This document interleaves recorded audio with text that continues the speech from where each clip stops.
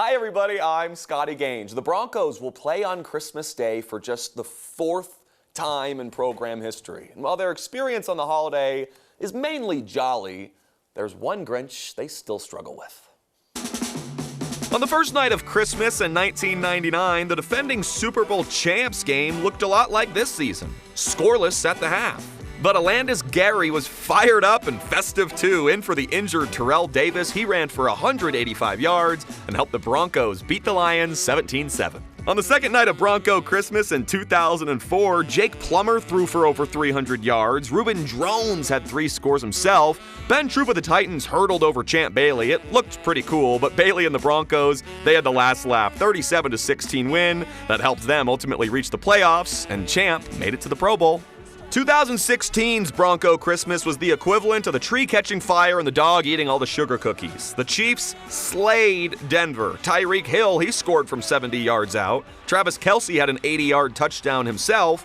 And the very worst memory of all, just to rub it in, 346-pound Dontari Poe, the ghost of Broncos Christmas past, passed for a touchdown. And they haven't beaten the Chiefs since. Hey, pretty cool. Buffs basketball head coach Tad Boyle is just one victory away from setting the all-time wins record at CU. But he couldn't help but look back at his former players at UNC that helped lead the way. I'm emotional now, but I wouldn't be here if it wasn't for Northern Colorado and players like those 5. And other guys like them that played their tails off for the Bears. Cale Makar of the Avalanche just did something absolutely unheard of in professional sports. Sportsmanship.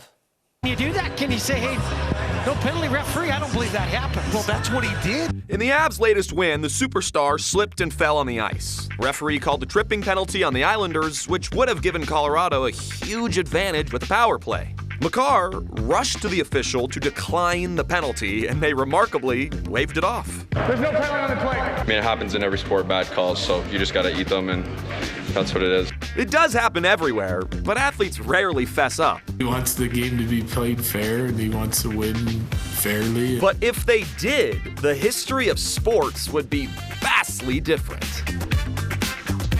Honestly, looking back on it, I don't know why I did it. Think of it. 2007, Game 163. Matt Holliday scores to send the Rockies to the playoffs. But what if Matt fessed up and said he didn't touch home plate? Brocktober wouldn't exist, and Colorado would be just one of 2 teams to never make a World Series. 1998 NBA Finals, Michael Jordan hits a game-winning shot for his 6th title. But what if he begged the ref to call a push-off foul? No basket, MJ and the Bulls end as losers. And the biggest no call in history, 1986 World Cup Final. Diego Maradona of Argentina scores with his fist, known around the world as the Hand of God goal to win it all.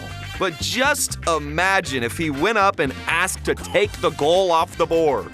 Soccer history would be changed forever, all thanks to guys like Cale Makar. Now, Cale regretted that decision at the end of the game, so I think if they make it to another Stanley Cup, he's not going to I don't think we'll see that in the playoffs. No, I don't think so. In a regular season game for sure, but yeah, once it gets a little more important. It was a fun walk down memory lane, especially the Matt Holliday scene. Always like it when you bring that up. Happy.